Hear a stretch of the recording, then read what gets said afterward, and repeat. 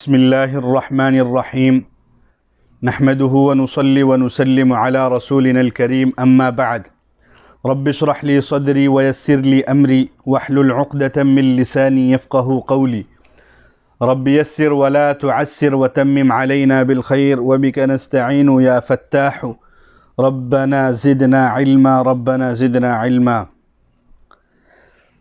पहले बात यह है कि काफ़ी दिनों से मैं तफ़सीर का ये दर्स रिकॉर्ड नहीं कर पा रहा था।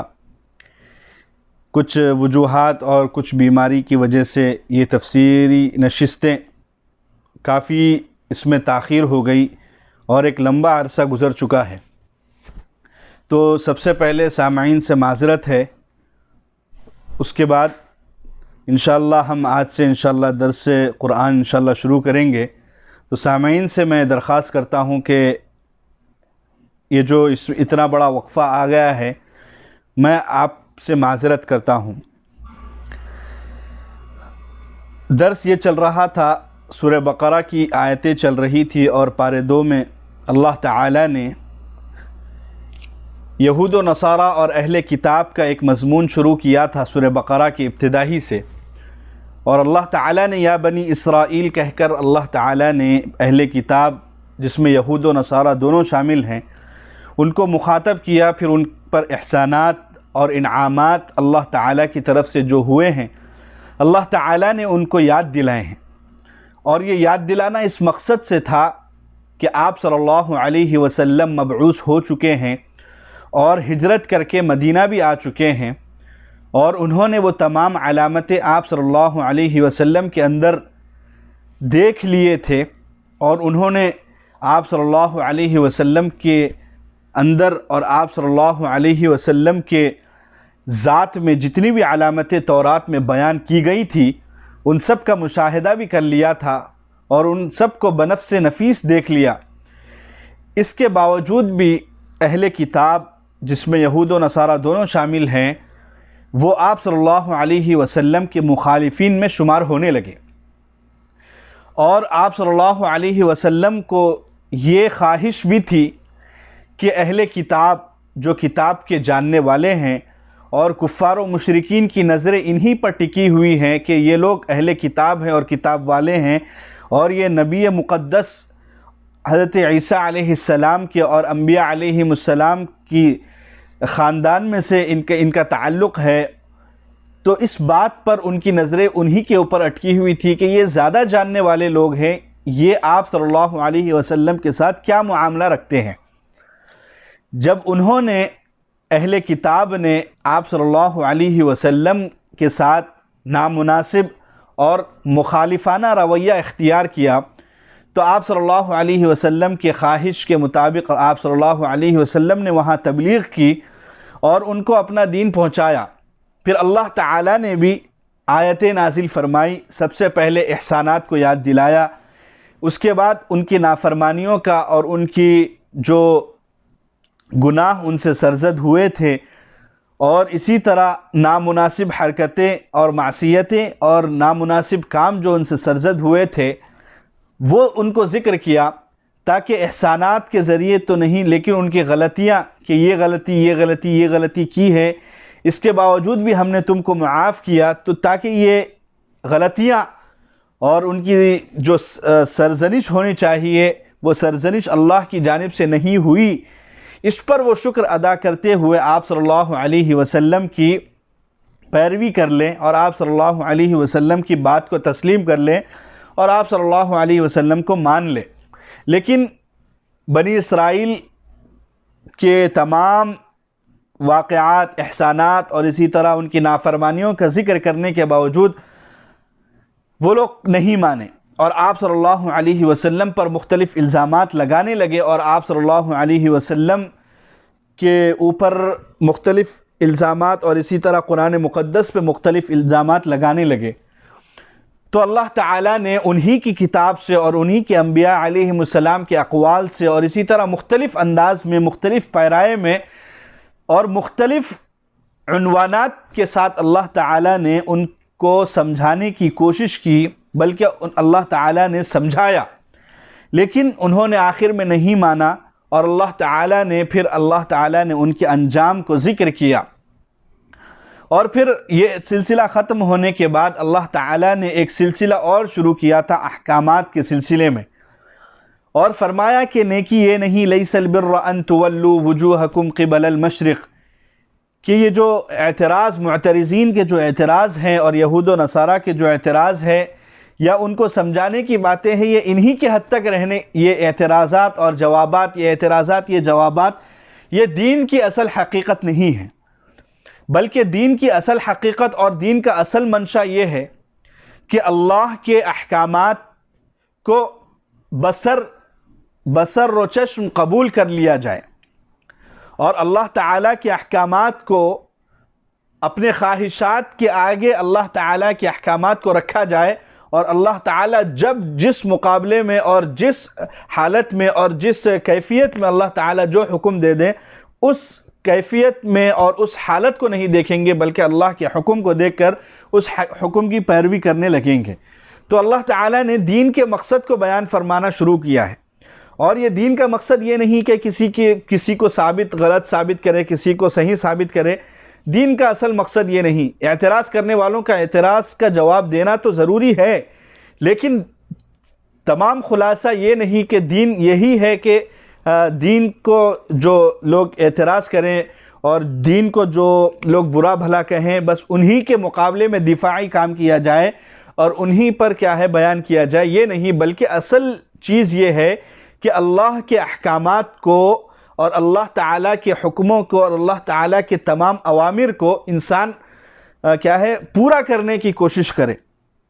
यही चीज़ अल्लाह ताला ने यहाँ शुरू की, और जो पिछले मज़ामीन थे और एक लंबा सिलसिला जो शुरू किया था, अल्लाह ताला ने उन तमाम को यही कहकर ख़त्म किया कि नेकी ये नहीं है, नेकी के काम और भी है। ये भी उनमें से एक काम है कि हक़ के सामने, बातिल के सामने हक़ बयान करना, और बातिल की तरफ से जो एतराज़ात और ख़दशात और शुबहात पेश किए जाएँ उसका जवाब देना, ये भी एक हक़ है। लेकिन हक़ इसी में मुनहसर नहीं, और भी मुख्तलिफ़ चीज़ें हैं। तो अल्लाह ताला लैसल बिर्रा की आयत के बाद से अल्लाह ताला ने अहकामात का एक सिलसिला शुरू किया था। वही अहकामात का सिलसिला चल रहा था, और अल्लाह ताला ने रमज़ान का और इसी तरह क़िसास का मामला ज़िक्र किया, और इसी तरह वसीयत का, और इसी तरह रमज़ान का। फिर अल्लाह ताला ने इसी तरह हज का सिलसिला, और इसी तरह अल्लाह ताला ने मुख्तलिफ़ मराहिल में माल के हराम माल खाने के सिलसिले में अल्लाह ताला ने हुक्म नाजिल फरमाया, और उसके मुताल्लिक़ मुआमलात के सिलसिले में अल्लाह ताला ने अहकामात नाजिल फरमाए। और अब हज की बारी आई, और अल्लाह ताला ने हज के मुताल्लिक़ बयान किया, और अल्लाह ताला ने हज के सिलसिले में बयान किया। यहाँ आज जो हम तफसीर सुनेंगे जो आयत से हैं, वो आयत है वक़ातिलू फ़ी सबीलिल्लाहि अल्लज़ीना युक़ातिलूनकुम वला तअतदू। इससे पहले की आयत में यसअलूनका अनिल अहिल्ला, आप सल्लल्लाहु अलैहि वसल्लम आपसे पूछते हैं कि नए चाँद का हाल क्या है, उसकी हकीकत क्या है, उसके बदलना, ये जो बदलता है चाँद शुरू में बिल्कुल बारीक रहता है, फिर मुख्तलिफ़ मौक़े से वो 14वीं तक पहुँचते हुए काफ़ी उसमें फैलाव आ जाता है और वो काफ़ी मोटा हो जाता है, और उसमें एक ये किस्म की तग़य्युर और तबद्दुल जो हो रहा है, उसकी हक़ाइक़ और उसके मसलहत और उसकी हकीकत क्या है, ये आप सल्लल्लाहु अलैहि वसल्लम से शायद सहाबा किराम रिज़वानुल्लाहि अलैहिम अजमईन ने पूछा था। और हज़रत अब्दुल्लाह बिन अब्बास रज़ियल्लाहु अन्हु फरमाते हैं कि रसूलुल्लाह सल्लल्लाहु अलैहि वसल्लम के सहाबा की एक ख़ास शान ये है कि उन्होंने आप सल्लल्लाहु अलैहि वसल्लम की अज़मत और हैबत की वजह से अपने रसूल सल्लल्लाहु अलैहि वसल्लम से बहुत कम सवाल किए हैं। पिछली उम्मतों में आपने गौर किया कि किस तरह बनी इसराइल ने आप उनके अम्बिया अलैहिमुस्सलाम से सवाल किए थे, बकसरत सवाल किए, और ये अदब के ख़िलाफ़ भी है। तो इसीलिए आप सल्लल्लाहु अलैहि वसल्लम के सहाबा के अंदर ये अदब मौजूद है कि उन्होंने बहुत कम सवालात आप सल्लल्लाहु अलैहि वसल्लम के से किए हैं, जिनमें से हज़रत इब्न अब्बास रज़ियल्लाहु अन्हु के तादाद और गिनती के एतबार से कुल 14 सवालात हैं, जिनमें से 6 बकरा में आए हैं और बाकी सवालात मुख्तलिफ़ सूरों में फैले हुए हैं। तो अहिल्ला चाँद के मुताल्लिक़ सवाल किया कि इसकी ये क्या है, इसकी हकीकत क्या है, और ये इजराम ये क्या है, इसका फैलाव और इजराम समाविया जिसको कहा जाता है, एक इस्तिलाही चीज़ है कि ये क्यों घटता है, क्यों बढ़ता है, मुख्तलिफ़ चीज़ें हैं। तो आप सल्लल्लाहु अलैहि वसल्लम के असहाब से ये उम्मीद नहीं कि उन्होंने ये हकीकत दरियाफ़्त की थी, घटने बढ़ने की हकीकत दरियाफ़्त की, ये आप सल्लल्लाहु अलैहि वसल्लम के असहाब से बईद है। हाँ, अलबत्ता उन्होंने ये सवाल किया होगा कि इसमें दीनी और दुनियावी मनाफ़े क्या हैं, और इसमें दीनी और दुनियावी क्या है, दीनी और दुनियावी इसमें मनाफ़े क्या है और मसालिह क्या हैं जो चाँद से वाबस्ता है।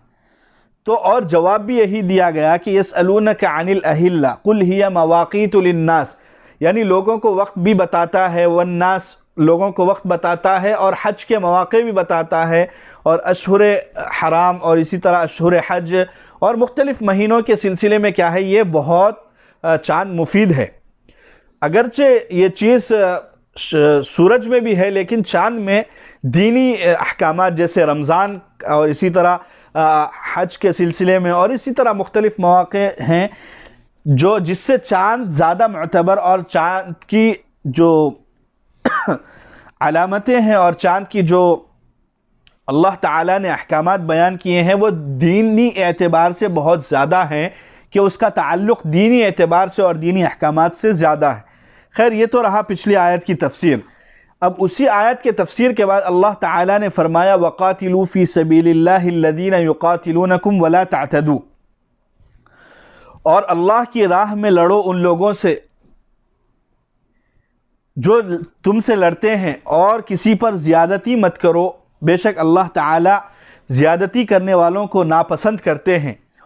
फिर अल्लाह ताला अगली आयत में फरमाते हैं वक़्तुलूहुम हैसु सक़िफ़्तुमूहुम व अख़रिजूहुम मिन हैसु अख़रजूकुम वल फ़ितनतु अशद्दु मिनल क़त्ल, और उनको जहाँ पाओ मार डालो, और जहाँ से उन्होंने तुमको निकाला है तुम भी उन्हें निकाल बाहर करो, क्योंकि फ़ितना अंगेज़ी क़त्ल से बढ़कर है। और जब तक वो ख़ुद तुमसे जंग करें मस्जिद हराम के पास तुम भी उनसे जंग ना करो। हाँ, अगर वो ख़ुद तुमसे जंग करें तो तुम भी उनको कत्ल करो। ईमान न लाने वालों की सज़ा यही है। तो इस आयत में ये हुक्म, ये अहकामात बयान किए हैं। इसकी तफसीर यही है कि एक तो चाँद के बारे में अल्लाह ताला के नबी सल्लल्लाहु अलैहि वसल्लम के असहाब ने पूछा। अब ये अगली आयतें जो बयान आज की तफसीर में बयान की जाएंगी, 3-4 चीज़ें हैं जो अल्लाह के नबी के असहाब के दिल में एक शुबहे के तौर पर गुजरी थी, और अल्लाह ताला ने उनका जवाब भी अल्लाह ताला ने नाजिल फरमाया इन आयात की शक्ल में। वक़ातिलू फ़ी सबीलिल्लाह, और अल्लाह की राह में उन लोगों से क़िताल करो और लड़ो। इसके मुताल्लिक़ ये है कि इस पर सारी उम्मत का इत्तेफाक है कि हिजरत मदीना से पहले कुफ़ार के साथ जिहाद क़िताल ममनू था, और अल्लाह ताला ने आप सल्लल्लाहु अलैहि वसल्लम को और उनके असहाब को यही हुक्म दिया था कि अफ़्व दरगुज़र का मामला रखें और उनको मुआफ़ करें और उनके साथ दरगुज़र करें, और उनके साथ क्या है, उनके जवाबन उनके साथ लड़ना और उनके साथ क़िताल करना, ये हिजरत मदीना से पहले मक्की दौर में ये चीज़ मना थी। लेकिन हिजरत मदीना के बाद ये आयतें नाजिल हुई हैं। जो सबसे पहली आयत जिसको हज़रत अनस वग़ैरह मुख्तलिफ़ सहाबा कराम और इसी तरह मुख्तलिफ़ ताबईन इज़ाम ने, अक्सर सहाबा और अक्सर ताबईन ने यही आयत को पहली आयत करार दी जो हिजरत के बाद नाजिल हुई जिहाद के सिलसिले में, यानी जिहाद के इजाज़त के सिलसिले में ये आयत पहली आयत है। लेकिन एक आयत है जो हज़रत सिद्दीक़ रज़ियल्लाहु अन्हु से मरवी है, उन्होंने फरमाया कि उज़ीना लिल्लज़ीना युक़ातलूना बिअन्नहुम ज़ुलिमू। हज़रत सिद्दीक़ रज़ियल्लाहु अन्हु बयान करते हैं कि ये आयत सबसे पहले नाजिल हुई, लेकिन इसका जवाब ये है कि इब्तिदाई आयतें तो बहुत नाजिल हुई जिहाद के सिलसिले में, जिहाद की इजाज़त के सिलसिले में। ये भी आयत उन आयतों में हो सकती है जो हज़रत सिद्दीक़ बयान कर रहे हैं, लेकिन अक्सर सहाबा का ये नज़रिया और अक्सर सहाबा रज़ियल्लाहु अन्हुम और ताबईन के नज़दीक पहली आयत यही है जो अभी मैंने पढ़ी, वक़ातिलू फ़ी सबीलिल्लाहि लज़ीना युक़ातिलूनकुम। और इस आयत में हुक्म दिया गया कि मुसलमान सिर्फ़ उन काफिरों से क़िताल करे और उन काफिरों से लड़े जो उनके मुकाबले में लड़ने के लिए आए। अब जैसे बच्चे रह गए और बूढ़े लोग रह गए, और इसी तरह जो लोग क्या है दुनिया से अलग थलग रहकर इबादत में मसरूफ़, जैसे पादरी लोग होते हैं और इसी तरह राहिब लोग और इसी तरह सन्यासी जो होते हैं अक्सर, और इसी तरह माजूर अफराद और इसी तरह अपाहिज अफराद और इसी तरह औरतें और इसी तरह वो लोग जो काफिरों के पास मेहनत और मजदूरी कर रहे हैं, वो लोगों के साथ मुकाबला नहीं करना है, क्योंकि वो लोग मुसलमानों के मुकाबले में नहीं आए। सबसे पहले ये हुक्म नाजिल किया गया है कि वो लोगों से मुकाबला किया जाए जो तुम लोगों के मुकाबले के लिए आए।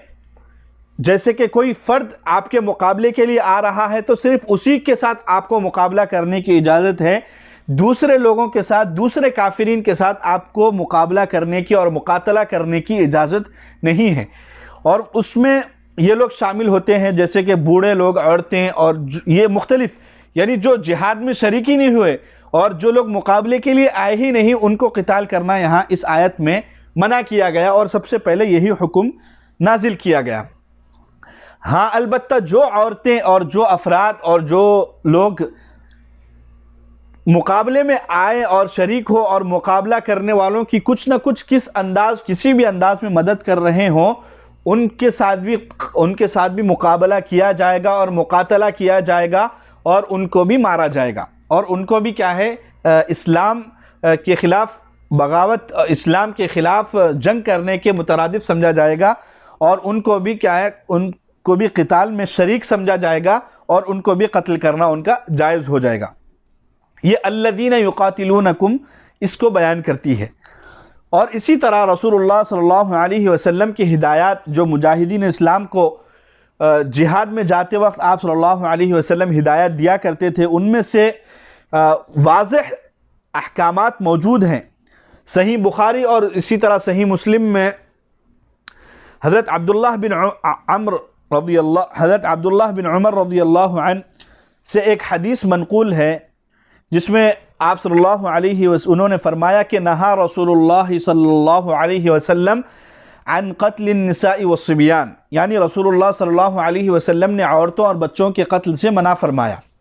और अबू दाऊद में हज़रत अनस रज़ियल्लाहु अन्हु से भी रिवायत मौजूद है कि जिहाद पर जाने वाले सहाबा को रसूलुल्लाह सल्लल्लाहु अलैहि वसल्लम ये हिदायत देते थे कि तुम अल्लाह के नाम पर और रसूलुल्लाह की मिल्लत पर जिहाद के लिए जाओ, किसी बूढ़े से ज़ईफ़ को और छोटे बच्चे को या किसी औरत को कत्ल ना करो। और इसी तरह हज़रत सिद्दीक़ अकबर रज़ियल्लाहु अन्हु ने जब यज़ीद बिन अबी सुफ़ियान रज़ियल्लाहु अन्हु को मुल्क शाम भेजा तो उनको यही हिदायत दी कि इबादत गुज़ार राहिबों को और काफिरों की मजदूरी करने वालों को भी कत्ल ना करे जब तक वो क़िताल और जब तक वो जंग में शरीक ना हो। तो ये इब्तिदाई आयतें हैं और ये इब्तिदाई मराहिल हैं और ये अहकामात अल्लाह के नबी सल्लल्लाहु अलैहि वसल्लम ने बयान फरमाए हैं। और इब्तिदाई हुक्म यही आया था कि जो आपके मुकाबले में आ रहा है आप उसको कत्ल करो और आप उसको मारो। वला तअतदू, और वला तअतदू की तफसीर जमहूर मुफस्सिरीन ने यही की कि क़िताल में, क़त्ल व क़िताल में हद से तजावुज़ न करो कि औरतों बच्चों वगैरह को भी क्या है, कत्ल करने लगो।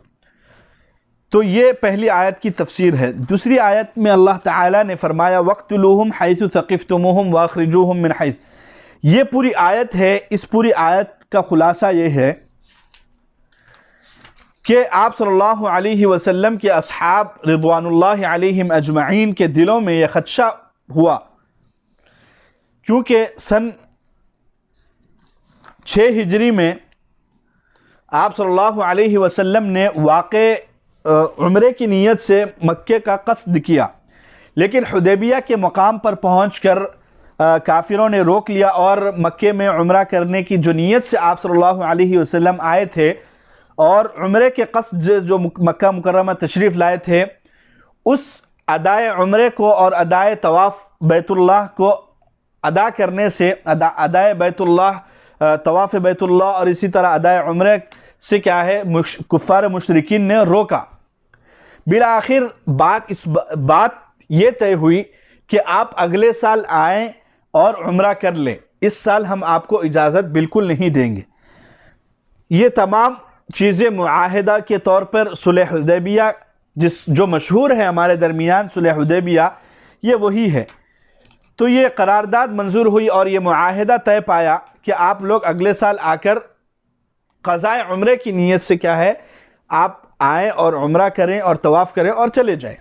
ये मुआहिदा तय हुआ। अब जब अगले साल ये मौका आया और आप सल्लल्लाहु अलैहि वसल्लम ने सफ़र और उम्रे की क़ज़ा का इरादा किया, सफ़र का इरादा किया, तो अब बाज़ अस्हाब रसूल सल्लल्लाहु अलैहि वसल्लम के दिलों में ख़दशा हुआ और सवाल हुआ, यानी ये ख्याल हुआ कि कुफ़ार की सुलह का कोई एतबार नहीं, कुफ़ार की मुआहिदे का कोई एतबार है ही नहीं। अब भरोसा नहीं कि अगर वो क़िताल करने लगे तो हमको क्या करना चाहिए, हमको भी क़िताल करना चाहिए या नहीं करना चाहिए, क्योंकि हिजरत मदीना के बाद ये क़िताल की और इसी तरह जंग करने की आयतें और इजाज़त नाजिल हुई। इससे पहले कोई तसव्वुर नहीं था कि जिहाद करना भी है या नहीं करना है। उससे पहले जिहाद करना ये अल्लाह ताला की तरफ से इजाज़त नाजिल नहीं हुई थी। इसीलिए यह ख़याल अस्हाब रसूल सल्लल्लाहु अलैहि वसल्लम के दिलों में गुज़रा। तो ये ख़याल को दूर करने के लिए अल्लाह ताला ने फरमाया वक़्तुलूहुम हैसु सक़िफ़्तुमूहुम व अख़रिजूहुम मिन हैसु अख़रजूकुम, यानी अगर वो लोग पहले मुकाबला करें तुमसे और वो लोग पहले क्या है तुमसे लड़ने के लिए आमादा हो जाएं, तो तुम को भी इजाज़त है कि तुम भी उनसे लड़ो और उनको जहां पाओ मार डालो। और जहां से उन्होंने तुमको निकाला, यानी मक्का मुअज़्ज़मा से उनको यानी आप सल्लल्लाहु अलैहि वसल्लम को और अस्हाब रसूल को निकाला, तुम भी अगर हो सके तो उनको वहां से निकालो। क्यों? वल फितनतु अशद्दु मिनल क़त्ल, और मुसलमानों को अदाए इबादत हज उम्रे से रोकना और कुफ़ार को अपने कुफ्र और शिर्क पर जमा रहना और इसी तरह मुसलमानों को उम्रा और इसी तरह इबादत अदा करने से रोकना, ये बहुत बड़ा फितना और शरारत है। और शरारत उनकी जानिब से हुई है तो मलामत भी उन्हीं को होगी, और शरारत जो शरारत कर रहे हैं वो लोग सबसे ज़्यादा मलामत के मुस्तहिक हैं, क्योंकि उनके शरारत की वजह से ही जंग की नौबत आई है।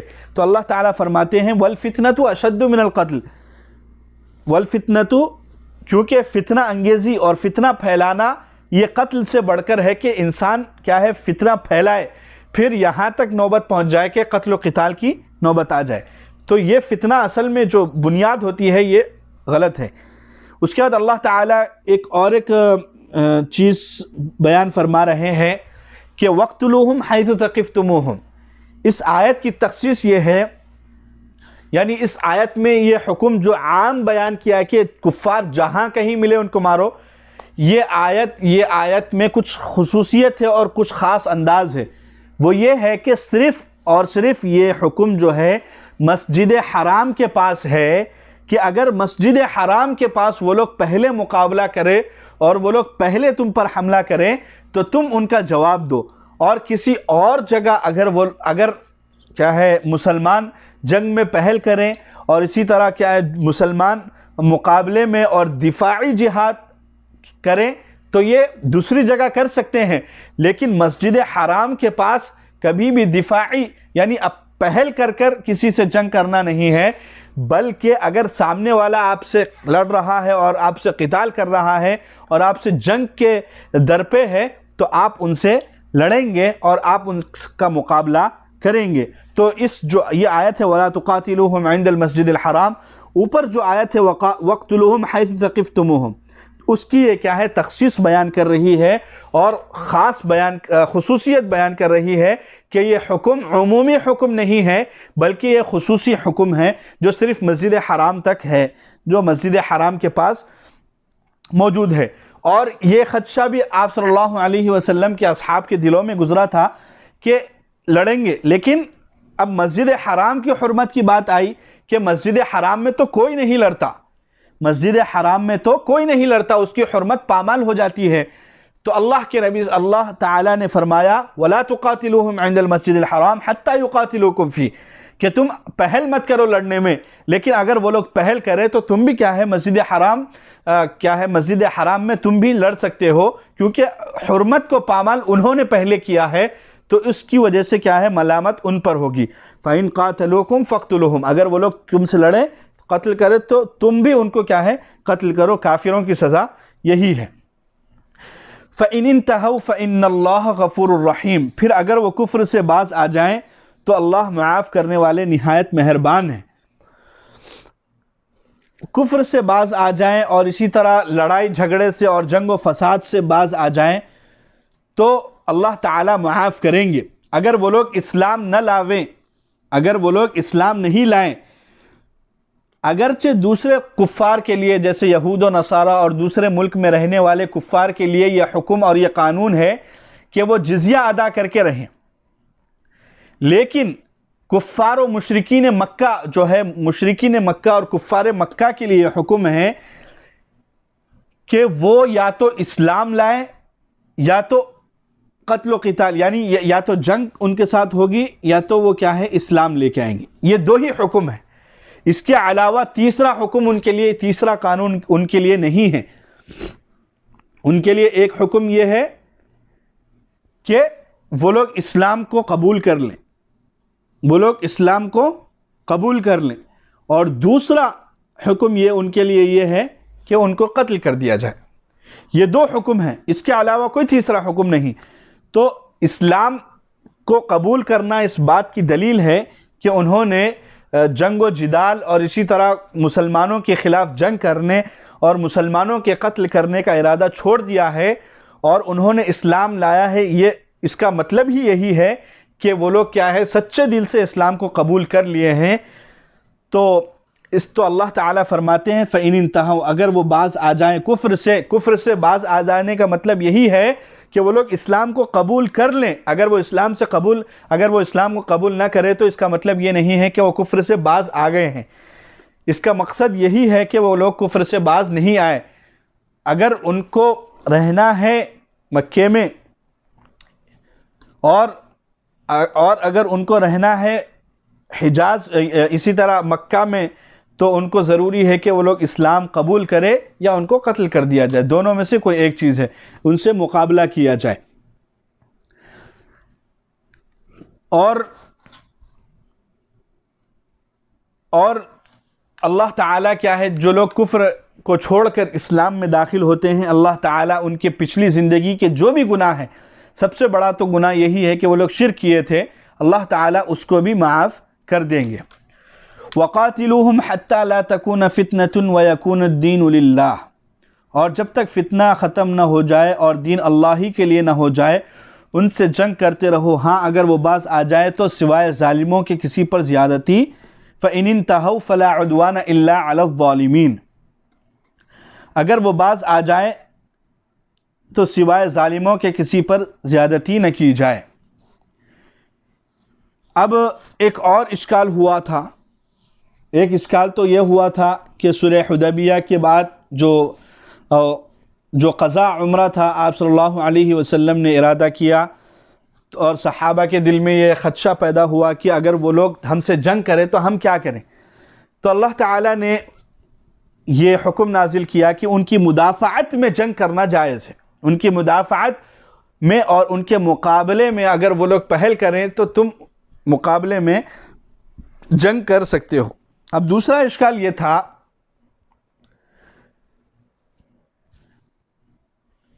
जिसको अगली आयत में अल्लाह ताला ने बयान फरमाया कि अश-शहरुल हरामु बिश-शहरिल हरामि वल हुरुमातु क़िसास। ये आयत को समझने से पहले ये आयत समझ लीजिए कि वक़ातिलूहुम हत्ता ला तकून फ़ितनतुन, वक़ातिलूहुम हत्ता ला तकून फ़ितनतुन। तो इस आयत में यही बतलाया जा रहा है कि तुम उनसे मुकाबला यहाँ तक करो कि वो या तो इस्लाम कबूल कर लें या उनको क्या है तुम अल्लाह तक पहुंचा दो, कत्ल करके जहन्नम रसीद कर दो। वक़ातिलुहुम हत्ता ला तकूना फितना, यानी कुफ्र और शिरक बाकी न रहे यहाँ तक तुम उनसे लड़ो। और व यकून दीन लिल्लाह, यहाँ तक तुम लड़ो कि अल्लाह ही का दीन बाकी रहे, उनसे लड़ो। दो सूरतें मैंने बयान की थी कि एक या तो वो लोग इस्लाम ला लें या तो वो मुकाबला करें और मुकाबले में उनको कत्ल करो। दो सूरतें हैं। तो अल्लाह ताला वही फरमा रहा है कि तुम उनसे, अगर वो लोग बाज नहीं आए और वो लोग अपने कुफ्र पर जमे रहें तो तुम उनसे वक़ातिलूहुम, उनसे उनका क़िताल करो और उनको मारो और उनसे लड़ो, और यहाँ तक कि कुफ्र और शिरक बाकी ना रहे और अल्लाह ही अल्लाह बाकी रहे और तौहीद ही तौहीद बाकी रहे।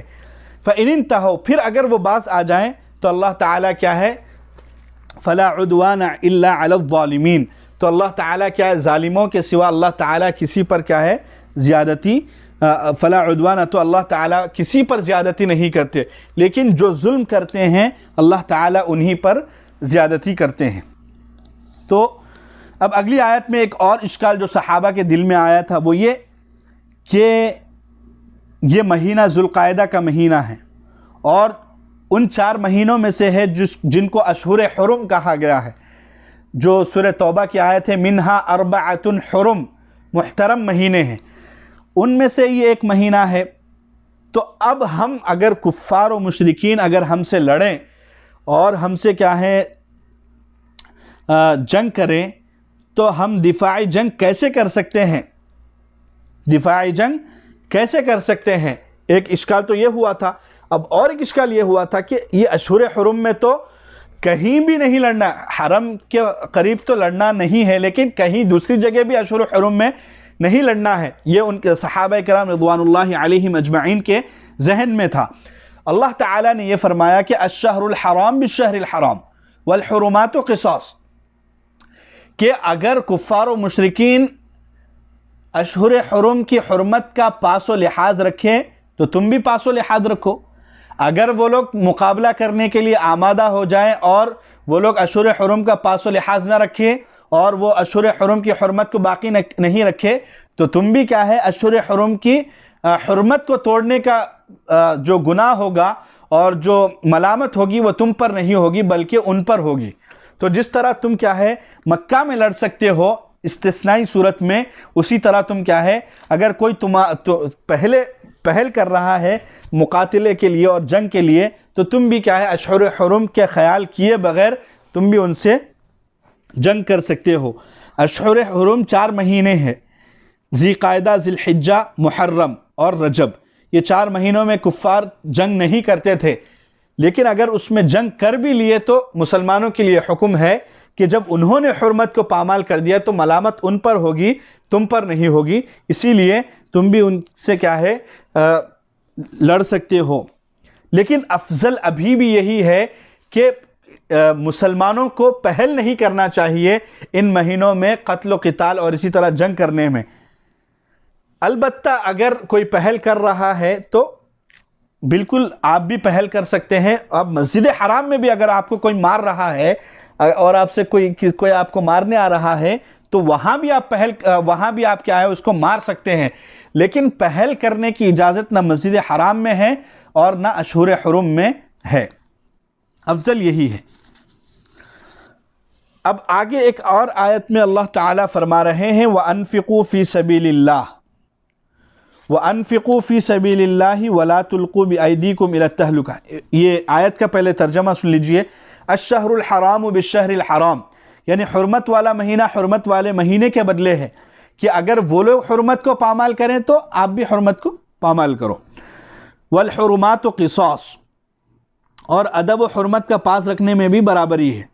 फ़मन अतदा अलैकुम फ़अतदू अलैहि बिमिस्लि मा अतदा अलैकुम, तो जो तुम पर हराम महीने में यानी मुहतरम महीने में ज़्यादती करे तुम भी उसकी ज़्यादती के मुताबिक तुम भी बदला लो। वत्तकुल्लाह वअलमू अन्नल्लाह मअल मुत्तकीन, और अल्लाह से डरते रहो और जान लो कि बेशक अल्लाह ताला क्या है, तकवा इख्तियार करने वालों में से हैं, तकवा इख्तियार करने वालों के साथ हैं। तकवे की चीज़ ये है कि तुम पहल ना करो।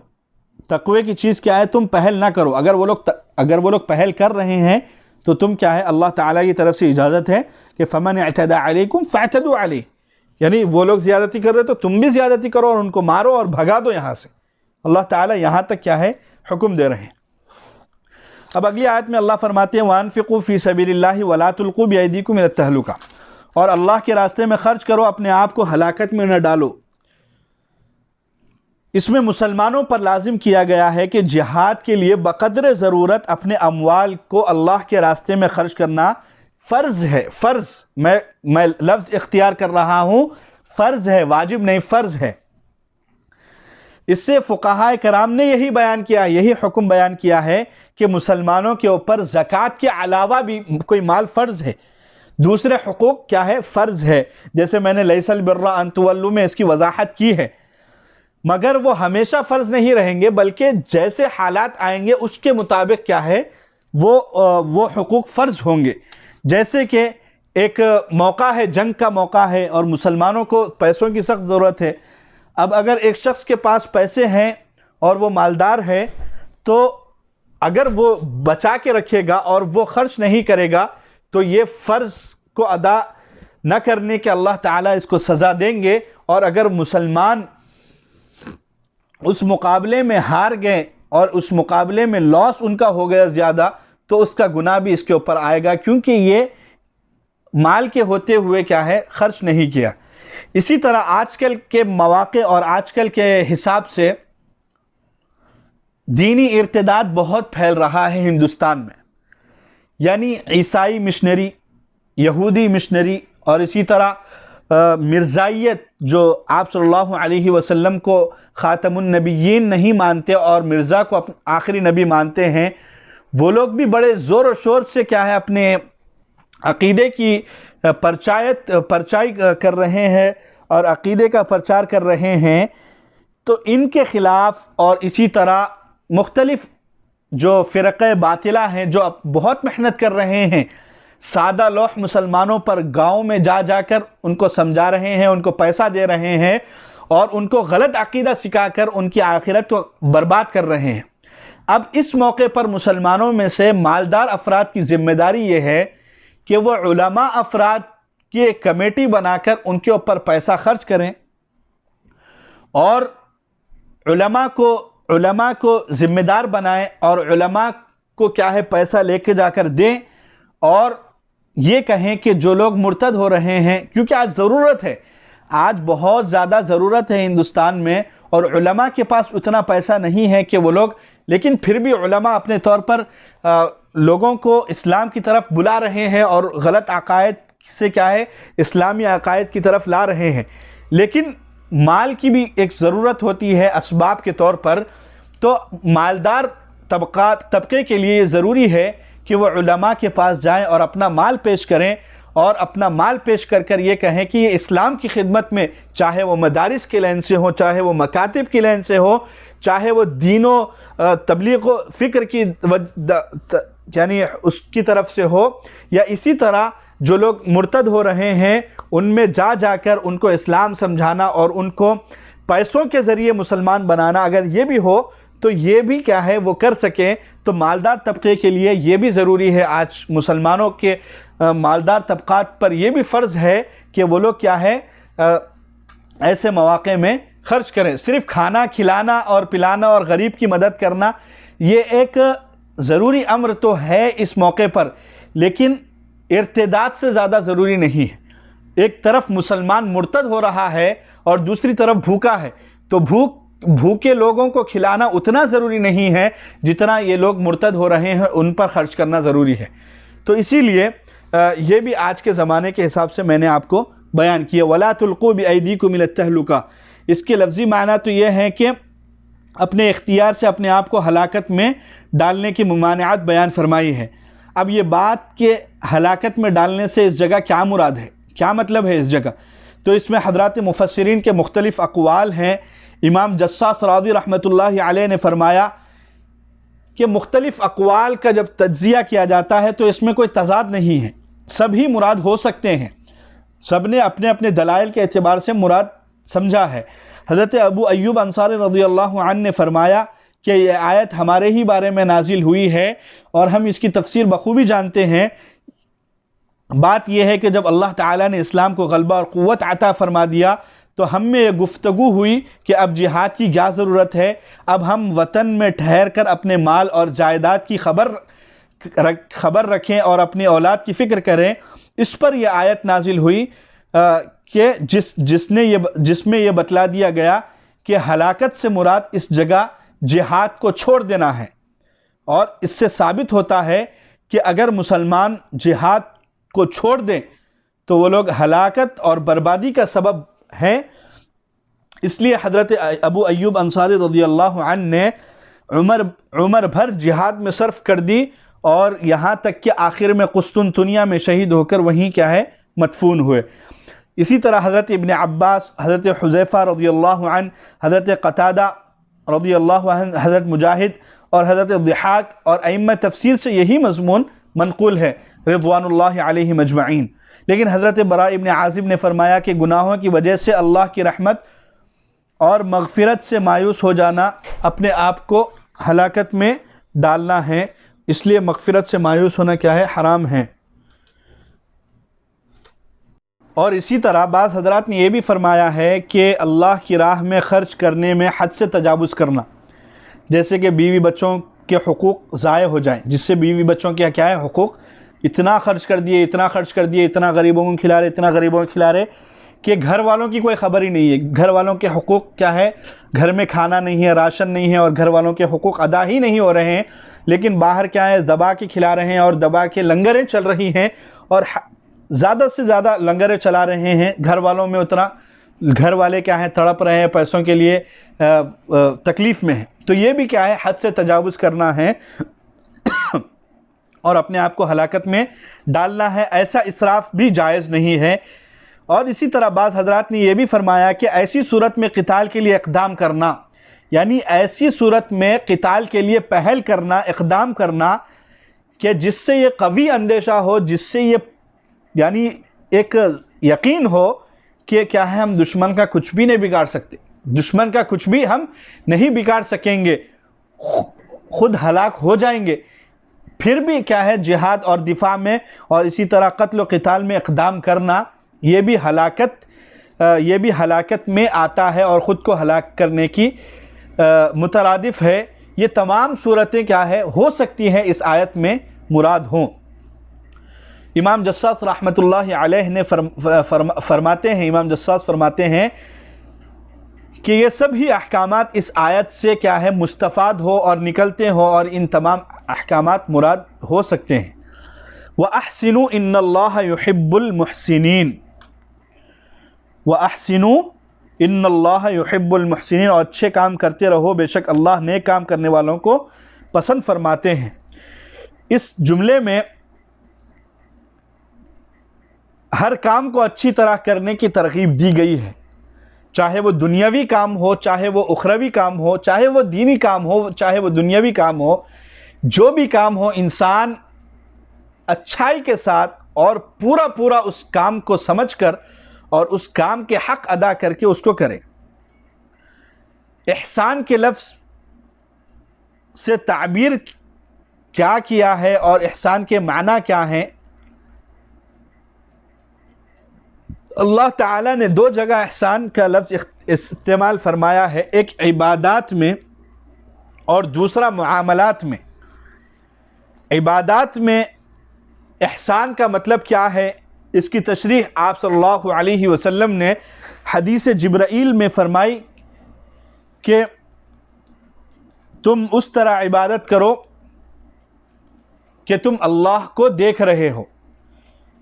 एहसान की तफसीर कर रहा हूँ जो आप सल्लल्लाहु अलैहि वसल्लम ने हदीस जिब्राईल में की है कि तुम इस तरह इबादत करो कि तुम अल्लाह को देख रहे हो।